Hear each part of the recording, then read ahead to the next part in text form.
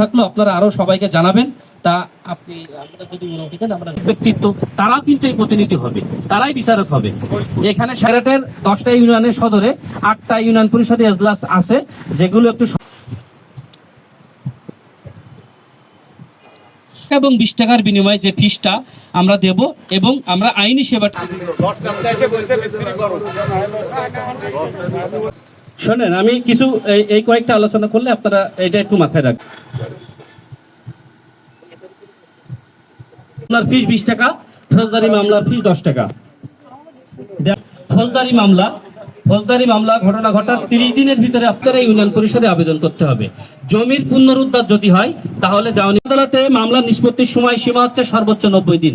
আপনি আবেদন গ্রাম আদালতের সদস্য, গ্রাম আদালত গঠিত হয় 5 জন সদস্য হবেন, উনি গ্রাম আদালতের চেয়ারম্যান থাকবেন। এবার আপনার পক্ষে 2 জন, আপনি গণ্য, সেই হবে আপনার মনোনীত প্রার্থী। এবং ইউপি সদস্য এখানে থাকলে ভাই অফিসার স্যারের কাছে আবেদন করতে হবে আমার এই মামলাটার জন্য এই ইউনিয়ন পরিষদে যে ঘটনাটা ঘটবে এই ইউনিয়ন পরিষদে মামলা করতে।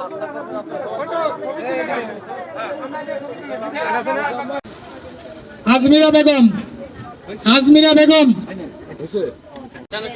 রেশমা বেগম, রেশমা চলে আসেন, আপনি জানেন।